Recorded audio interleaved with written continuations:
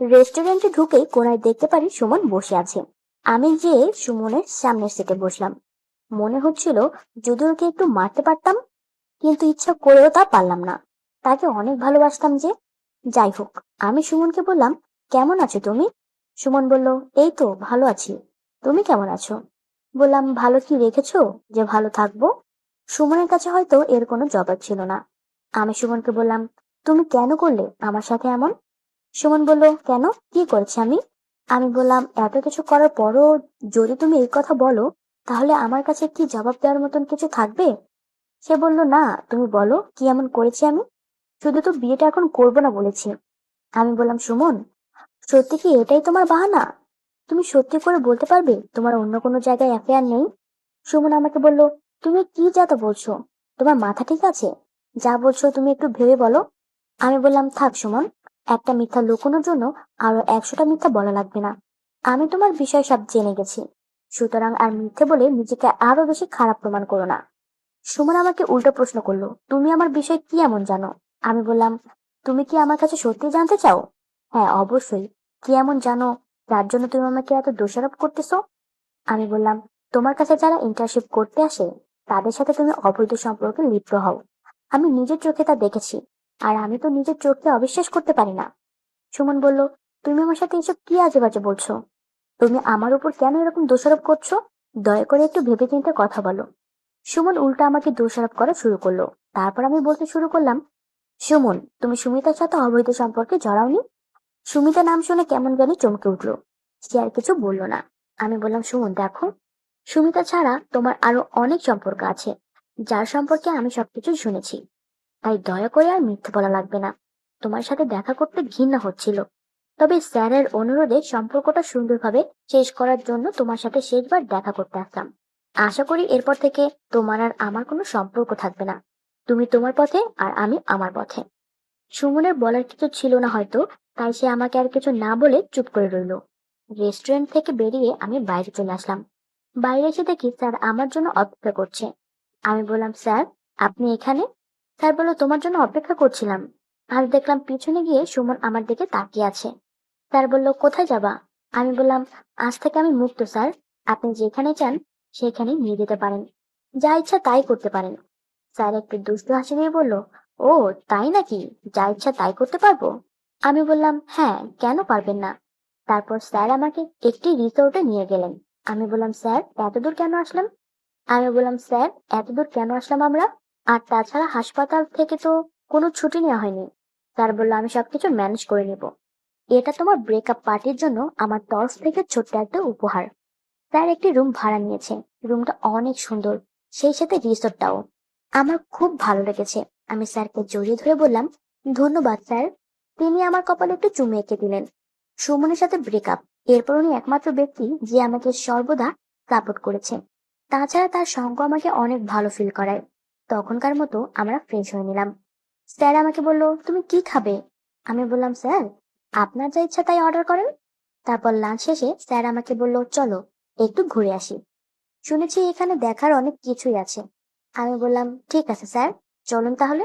আমি আর স্যার রিসোর্টটি ঘুরে দেখার জন্য বের হলাম। যতটুকু ভেবেছিলাম তার থেকেও অনেক সুন্দর এবং অনেক বড়। সবটুকুই একদিনে শেষ করা অসম্ভব। তাছাড়া যখন সন্ধ্যা নেমে আসছিল, আমরা দুজনে লেকের পাশে বসে সন্ধ্যার সময়টুকু কাটালাম। আমি ভাবতে লাগলাম স্যারের সাথে আমার কি সম্পর্ক। আমাদের দুজনের সম্পর্কে হিসাব মিলাচ্ছিলাম। এর ভেতরে স্যার বললেন, মিলি, এত কি চিন্তা করছো? আমি বললাম, স্যার, আসলে আমাদের সম্পর্কটা কি তাই ভাবছিলাম। আর আমাদের এই সম্পর্কের আমরা কি নাম দিব? কেন, তুমি আমার ছাত্রী আর আমি তোমার শিক্ষক, এটা কি বড় কিছু না? আমি বললাম, কখনো শুনেছেন স্যার ছাত্রী তার স্যারের সাথে এক রুমে রাত কাটাতে? স্যার মজা করে বললেন, কই, এখনো তো রাত কাটাইনি। আগে কাটাতে দাও, তারপর না হয় সম্পর্কের নাম ঠিক করো। আমাদের কথা বলতে বলতে সন্ধ্যা হয়ে অনেকটা অন্ধকার শুরু হয়ে গেল। অন্ধকার হওয়া শুরু করলো। স্যার বললেন, চলো মিলি, আমরা উঠি। আমরা আমাদের রুমের দিকে যাচ্ছিলাম, তখন দেখলাম অনেকগুলো কাপল এসেছে। মূলত এখানে সবাই হানিমুন করতে আসে। আমি ভাবতে লাগলাম, স্যার কি তাহলে আমার সাথে হানিমুন করতে এসেছে? সে যাই করুক, আমাদের সম্পর্কের নামটা না হয় এবার ঠিক করেই যাব। স্যার বললেন, মিলি, বারবিকিউ এর জন্য অর্ডার করেছি, চলো আমরা বারবিকিউ দেখে আসি। আমাদের যেতে যেতে স্যার আমার হাত ধরে বসলেন। আমিও তার ডাকে সাড়া দিলাম। আর তাছাড়া বিষয়টা পরিষ্কার, স্যার আমাকে নিয়ে এখানে কেন এসেছে। অবশ্য আমার কোনো আপত্তি নেই। সুমনের থেকে দূরে সরে আসার পর কাউকে না কাউকে জীবনে চাই। আর সেখানে যদি ডক্টর কুমারের মতো একজন চরিত্রবান পুরুষ হয়, তাহলে আপত্তি কিসের। তাছাড়া আমার কাছে এসে যে খারাপ লাগতো তাও না। আমি তাকে মনে মনে চাইতে লাগলাম। আমরা এসে দেখি বারবিকিউ প্রায় শেষ হয়ে গিয়েছে। তারপর বলল, স্যার, আপনাদের খাবারটা সার্ভ করে দিব। স্যার বললেন, অবশ্যই। তারপর দারুণ একটা ডিনার সারলাম স্যারের সাথে। স্যার বললেন, মিলি, চলো এবার রুমে যাই। আমি মনে মনে ভাবতে লাগলাম, এবার তো আমার পালা। এতক্ষণ ডিনার খেলো, এখন তো আমাকে খাবে। ডিনারের মতো এটাকেও আমি হয়তো এনজয় করব। আমিও স্যারকে ডাবের পানি খাওয়াবো। তাছাড়া সময়ের সাথে লাস্ট টাইম অনেক আগে করেছি। যাই হোক, আমরা রুমে চলে আসলাম। এসে দেখি পুরো রুম সুন্দর করে সাজানো। চারপাশে মোমবাতির আলোতে রুমটা অনেক সুন্দর লাগছে। মনে হচ্ছে একটা হানিমুন কাপলের জন্য রুমটা সাজানো হয়েছে। আমি স্যারকে বললাম, স্যার, আমরা মনে হয় ভুল রুমে চলে এসেছি। স্যার আমার হাত ধরে একটা টান দিয়ে তার বুকে জড়িয়ে বলল, মিস মিলি, আমরা সঠিক রুমেই আছি। এইসব আয়োজন আপনার আর আমার জন্য। সুমনের সাথে আপনার ব্রেকআপ হওয়ার পর ভাবলাম কিভাবে আপনাকে খুশি করব। তাই ভেবেচিন্তে এই ব্যবস্থা করলাম। আমি বললাম, স্যার, খেলার ব্যবস্থা? স্যার একটু হাসি দিয়ে বললেন, কেন, আপনি কি খেলতে চান না?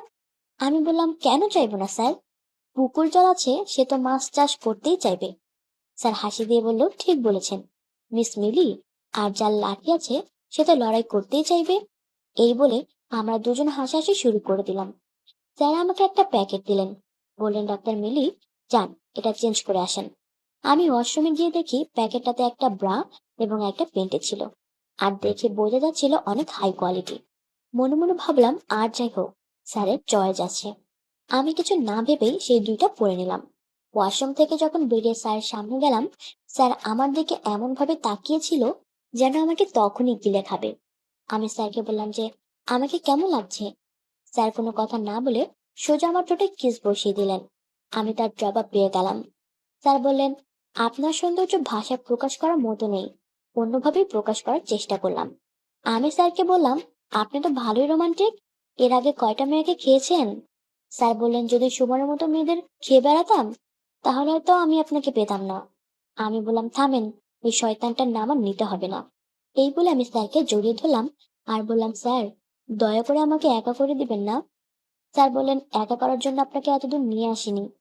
স্যার একথা বলে হাঁটুর গেড়ে তার পকেট থেকে একটা ডায়মন্ড রিং বের করে আমাকে বিয়ের জন্য প্রপোজ করলেন। আমি এটা আশা করছিলাম না। আমি না করতে পারলাম না, আর হয়তো করার কোনো অপশন তিনি রাখেননি।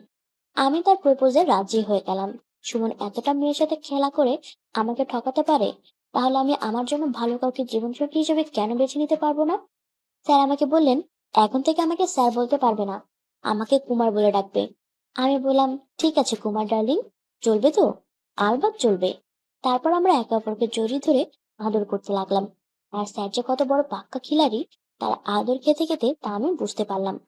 স্যার আমার পুরো শরীরে তার নখ বসিয়ে দিল। মনে হচ্ছিল যেন আমাকে ছিঁড়ে খাবে। আমি বললাম, সোনা, একটু আস্তে, এখন থেকে আমি তো তোমার, আমাকে প্রতিদিন খেও।